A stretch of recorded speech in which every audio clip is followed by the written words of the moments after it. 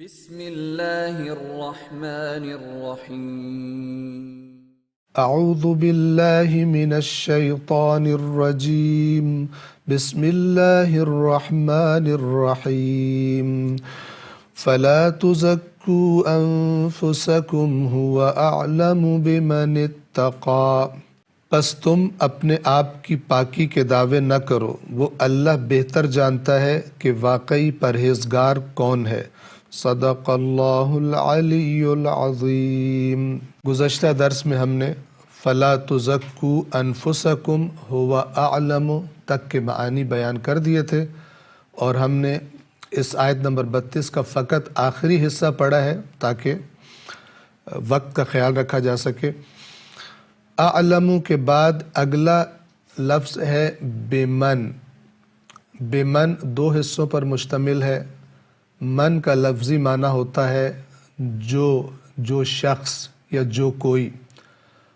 با کے مختلف معانی ہیں، یہاں پر لفظ با کا ہم ترجمہ کریں گے کے بارے میں۔ ہوا اعلم بمن اتقا، وہ بہتر جانتا ہے اس کے بارے میں کہ جو صاحب تقوی ہے۔ بمن یعنی اس کے بارے میں کہ جو۔ بمن کے بعد اگلا لفظ ہے اتقا۔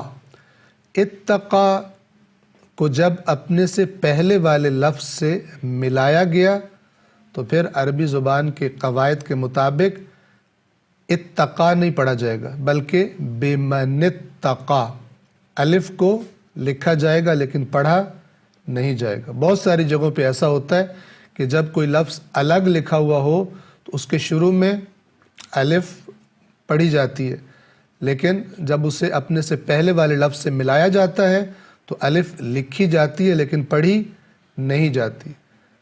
تو یہاں بھی وہی مسئلہ ہے، اصل میں یہ لفظ ہے اتقا، لیکن جب اپنے سے پہلے والے لفظ سے بمن سے اس کو ملایا گیا تو کیا پڑھا جائے گا؟ بمن اتقا۔ اور اگر کوئی پڑھے بمن اتقا تو وہ غلط ہو جائے گا۔ لفظ اتقا اس کے بنیادی حروف ہیں واو، قاف اور یا۔ یہ واو، قاف اور یا قرآن مجید میں ان بنیادی حروف کو یاد رکھیے۔ کسی لفظ کے بنیادی حروف کو اس کا مادہ بھی کہا جاتا ہے اور اس کے حروف اصلی بھی کہا جاتا ہے۔ واو، قاف اور یا کا جو مادہ ہے یہ قرآن مجید میں بہت زیادہ تکرار ہوا ہے۔ بہت سارے لفظ ہیں جو اسی مادے سے بنے اور قرآن میں آئے ہیں۔ ان میں سے ایک لفظ تقوی ہے، ان میں سے ایک لفظ متقین ہے، ان میں سے ایک لفظ وقا ہے۔ تو واو، قاف اور یا کا اصل اور دقیق معنی کیا ہے؟ بچانا۔ ایسی چیز کہ جو آپ کو کسی نقصان دہ چیز سے بچا لے، اس کو عربی زبان میں کہتے ہیں وقایتن۔ وقایہ یعنی ایسی چیز کہ جو انسان کو بچا لے کسی مضر چیز سے، جس سے انسان کو ضرر پہنچے، جس سے انسان کو نقصان پہنچ سکتا ہو، انسان کو یا کسی بھی چیز کو۔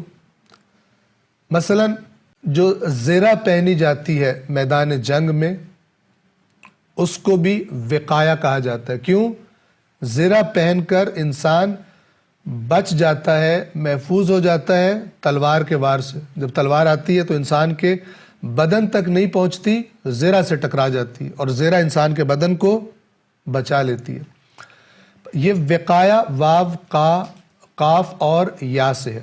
مثلا قرآن مجید میں فرمایا وَوَقَاهُمْ رَبُّهُمْ عَذَابَ الْجَحِيمِ، اور واو یعنی اور، وقاہم ان کو بچا لیا۔ وقا یعنی بچا لیا، کس نے؟ ربہم ان کے رب نے۔ کس سے بچا لیا؟ عذاب الجحیم۔ پس وقا کا معنی کیا ہے؟ بچانا۔ اسی طرح وہ جو مشہور دعا ہم پڑھتے ہیں ربنا آتنا فی الدنیا حسنۃ وفی الآخرۃ حسنہ، کہ اے ہمارے رب ہمیں دنیا میں بھی بھلائی اور خیر عطا کر اور آخرت میں بھی بھلائی اور خیر عطا کر۔ وقنا، یہ جو قے ہے یہ بھی اصل میں وقا سے ہے۔ عربی قواعد کے مطابق واو اور یا ختم ہو گئے فقط قاف بچ گیا زیر کے ساتھ، وقے یعنی ہمیں بچا لے، وقنا نا یعنی ہمیں بچا لے، ہمیں کس سے؟ عذاب النار، آگ کے عذاب سے۔ تو آپ توجہ فرمائیں، واو قاف اور یا کا بنیادی معنی ہے مضر اور تکلیف دہ چیز سے بچانا، نگہبانی کرنا، کسی چیز کی حفاظت کرنا۔ اسی واو قاف اور یا سے لفظ تقوی ہے کہ جو قرآن مجید میں استعمال ہوا بار بار۔ قرآن کیا فرماتا ہے؟ اتقوا اللہ، اللہ کا تقوی اختیار کرو۔ اب آپ توجہ فرمائیں، اگر ہم لفظی ترجمہ کریں، یہ بات ذرا سمجھنے والی اور غور کرنے والی ہے، لفظی ترجمہ کریں اتقوا اللہ کا تو کیا ترجمہ بنے گا؟ اللہ سے بچو۔ تو پھر ہمارے ذہن میں سوال آئے گا کہ اللہ کا تو قرب حاصل کرنا ہے، اللہ تو وسیع رحمت والا ہے، اللہ سے تو ملاقات کرنی ہے، اللہ کے تو قریب جانے کا، قرب حاصل کرنے کا حکم ہے۔ ہم جتنی بھی عبادات کرتے ہیں اس کی نیت کیا ہوتی ہے؟ میں یہ عبادت کرتا ہوں قربتاً الی اللہ، اللہ کی طرف قرب حاصل کرنے کے لیے، اللہ تبارک و تعالی سے نزدیک ہونے کے لیے۔ تو پھر اتقوا اللہ کا مطلب کیا ہے؟ کہ اللہ سے بچو۔ تو جب انسان نے کسی چیز سے بچنا ہوتا ہے تو قریب جاتا ہے یا دور بھاگتا ہے؟ دور بھاگتا ہے اس سے۔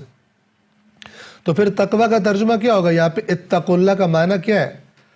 اتقوا اللہ کا جو اصل معنی ہے وہ یہ ہے کہ اللہ تبارک و تعالی نے جن چیزوں سے دور رہنے کا حکم دیا ہے، جن کو ہم گناہ کہتے ہیں، ان سے دور رہو۔ چونکہ حکم ان کا بھی اللہ نے دیا کہ ان سے دور رہو، لہذا فرمایا اللہ سے بچو، یعنی اللہ نے جن کو گناہ قرار دیا، جن چیزوں کو، ان سے بچو، یا ان گناہوں کے نتیجے میں جو اللہ نے عذاب رکھا ہے اس عذاب سے بچو۔ اور چونکہ یہ حکم دینے والا اللہ ہے لہذا فرمایا اتقوا اللہ، اللہ کا تقوی اختیار کرو۔ ورنہ معنی یہ نہیں ہے کہ اللہ سے دور بھاگو، اللہ سے تو قرب حاصل کرنا ہوتا ہے، اور وہ قرب اللہ کی اطاعت کے ذریعے سے ہوتا ہے۔ اور تقوی کا معنی یہ ہے کہ اس کی نافرمانیوں سے بچو اور اس کی اطاعت کرو۔ اللہ نے فرمایا مثلا نماز قائم کرو، تو تقوی کا معنی کیا ہوگا؟ نماز نہ پڑھنے سے بچو، چونکہ پھر وہ اللہ کی نافرمانی ہو جائے گی، گناہ ہو جائے گا۔ کچھ گناہ ایسے ہوتے ہیں کہ جو انسان کام کرے تو گناہ ہے، اور کچھ گناہ کون سے ہوتے ہیں؟ انسان اس کام کو نہ کرے تو گناہ ہے۔ مثلا جھوٹ بولنا گناہ ہے، لیکن نماز نہ پڑھنا گناہ ہے۔ تو تقوی کیا ہوگا؟ جسے کرنے کا کہا گیا ہے وہ کرنا تقوی ہے، اور جسے نہ کرنے کا کہا گیا ہے اس سے بچنا تقوی ہے۔ تو دونوں کام آپ کس لیے کر رہے تھے؟ فقط اور فقط اللہ کی خاطر کر رہے تھے۔ جسے کرنے کا کہا گیا وہ کر رہے تھے خدا کی خاطر، جسے نہ کرنے کا کہا گیا تھا اسے نہیں کر رہے تھے اللہ کی خاطر۔ تو یہ ہو جائے گا تقوی، اور آپ کے تمام کام کس کی خاطر ہو جائیں گے؟ اللہ کی خاطر ہو جائیں گے۔ اور جب تک کوئی کام اللہ کی خاطر نہ ہو اللہ کی بارگاہ میں قبول نہیں ہوتا۔ آپ نماز بھی اگر لوگوں کو دکھانے کے لیے پڑھ رہے ہیں تو اللہ کی بارگاہ میں قبول نہیں ہوگی۔ یہ بات قرآن کہنا چاہتا ہے جب فرماتا ہے انما یتقبل اللہ من المتقین۔ کیا مطلب ہے اس کا؟ کہ اللہ صرف متقین سے قبول کرتا ہے، اللہ صرف صاحبان تقوی سے قبول کرتا ہے۔ جو میں نے آپ کو بیان کیا تو ہمارے ذہنوں میں کیا بات واضح ہو گئی؟ صاحبان تقوی کون ہے؟